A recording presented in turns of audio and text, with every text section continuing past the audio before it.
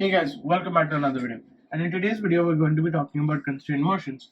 So in constraint motions, the first thing we need to know is differentiation. Now, obviously, I've explained this in my other channel. I'll have a link of it in the top right. But in this case, constraint motion, we are going to need to implement differentiation in physics. Because we simply need to know that the differentiation d by dx of displacement is equal to velocity, and then d by dx of velocity is equal to acceleration. So this is the most important, and this is obviously, it makes sense. But what does differentiation mean? The change of velocity in some time, d by dx or d by dt. D by dt would be a better thing to use, d by dt. So differentiation with respect to time of displacement would be equal to velocity, and differentiation of velocity with respect to time is equal to acceleration. So anyway, so now that we know, let's talk about constraint motions. So let's say I'm trying to move this marker. Let's say I'm trying to move this marker, but it is stuck on the board. Now you tell me, can I move this marker inward inside the board? Can I move this marker in the straight direction? I can move it backwards. Yes, I can move it upwards. Yes, I can move it downwards. But can I move it straight? Can I move it forward? I can't. What does that mean? This board is constraining something, right? This board is constraining motion. This board is not allowing our marker to move forward. That is constraint motion. Constraint motion is when motion is restricted by other quantities or by either connected or in contact with other bodies. So why do we say either connected? Because that is where we will talk about pulley constraints. Either connected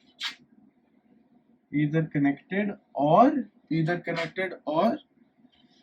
in contact. Simple as that. So let's first talk about the different types of constraint motions. Well, there are generally 4 types of constraint motion that we will discuss in NLM. There is first general constraints, then there are pulley constraints, there are wedge constraints. Wedge is one of the most important ones, wedge constraint, and then finally there are mixed as in there could be a mix of a pulley and a wedge together, and so on. So let's first talk about general constraints. So in today's video we will talk mostly about general constraints, and we'll also talk a little bit about pulley constraints. But pulley constraints is a slightly more in-depth topic, so that will take some more time. So let's first talk about general constraints. General constraints. So let's talk about general constraints. So the first most easy constraint for us to explain: a body placed on a floor.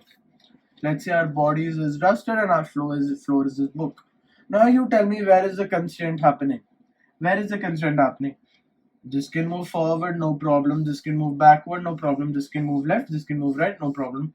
This can move upward. So it can move anywhere in the x-axis, right? It can move upward in the y-axis, but can it move downward is the question. It can't. Exactly. So our first one, very simple, is when the body, so that means in the y-axis, in the downward y-axis. So just to draw this, just to make this easier for me, let's say this is our x-axis and this is our y-axis, downward. So that means Vy will always be 0. That means, what does this mean? I'll just write it here. What does this mean? This also means if we were to differentiate d by dt of Vy, that would mean Ay, right? Now d by dt of any constant 0, any constant c is equal to 0. Right? So that means d by dt of 0 is equal to 0. That means Ay is equal to 0. So obviously this I would realistically not be doing in exam. I'm just giving this so it makes it easier for you guys if you aren't that strong with differentiation. But it's a very important thing. So simple as that, the acceleration in the y-axis is 0, but we cannot talk about the acceleration in the x-axis. X-axis, it can be anything. But that is not our question. That is not our question. So then two bodies connected by a string or rod. By a string or rod. So let me just draw the diagram. Obviously, if I could, I'd try and show it to you. So let's say this is a string. This is our block A, this is our block B. And then let's draw another diagram. This is our block with a rod connected A and B again. So now you tell me, is there going to be... Now what do you think really happens here? We are not talking, there is no thought about tension in this case. We will not be thinking of tension here, and we will not be talking about elasticity here. Obviously it doesn't make sense, so nothing about this. Now you tell me, if I were to pull beam with some force F here, let's say I have, this is my rod, let's say these two are the objects, my hands. Let's say my left arm is being pulled, but this rod length cannot change, right? So that means this block will also move, right? If this is being pulled, because this cannot change, this will also be pulled, right? What does that mean? That means if there's a force F in this direction, this will also be pulled with the force F, pretty much, right? What does that mean? The displacement S of A is equal to S of B, right? It's not about the force here, it's about the displacement. S of A will be equal to S of B because the rod length cannot change. And we are talking about displacement. Displacement of A to point, let's say B goes to this point. What do you think would happen to A? A will go to this point also, right? From here to here. Now, the distance will always be constant between them. So even if B is being pulled, displacement will be the same. So now let's differentiate with respect to time. We will get VA is equal to VB. And then finally, A of A is equal to A of B. Constraint. So it is being constrained, right? It is being constrained in the way that it cannot move, in the way that B cannot move without taking A along, or A cannot just stay in a position where B is going forward. So those are the general constraints. So these are the basics of constrained motion. So obviously when we talk about pulleys, that's when it becomes slightly more complicated. So next, when two bodies are in contact with each other. So in today's video, we'll finish general constraint, and in the next video, we'll talk about pulley and string constraints. So, when two bodies are in contact with each other, it is almost the same thing. Two bodies are in contact with each other, A and B. There is a force F in this direction. Now you tell me, if these two are always in contact with each other, for example, these two books, not the best example because you can't see them that clearly. Okay, you can see them better now. Let's say if I'm pushing this book, both of them will go forward together, right? If both of them are going forward together, what does that mean? VA is equal to VB. After a differentiation, AA is equal to AB. Simple as that. Simple. That's it. So now let's talk about the just basics of string constraints. So string constraints. So let's say we have a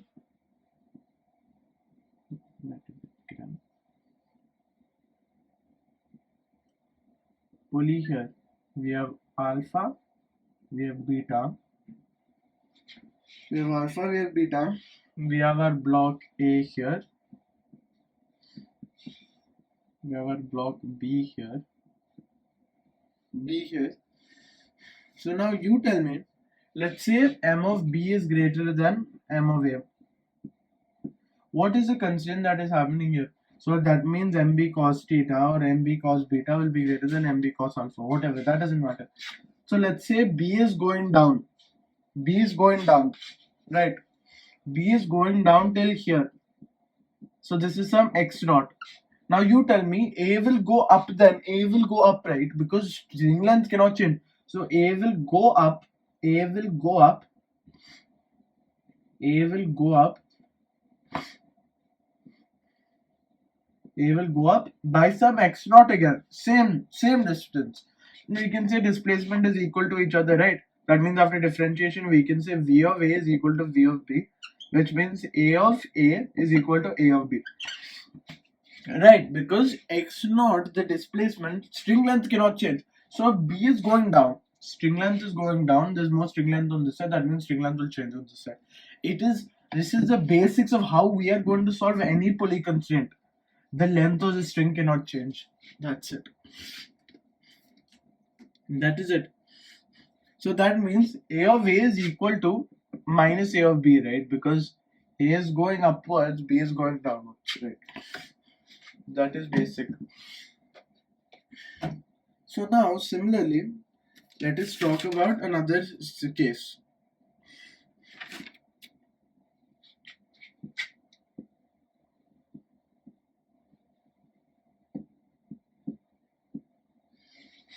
Similarly, like this, if A will be going downwards like this, distance of this length will change, distance of this length will change.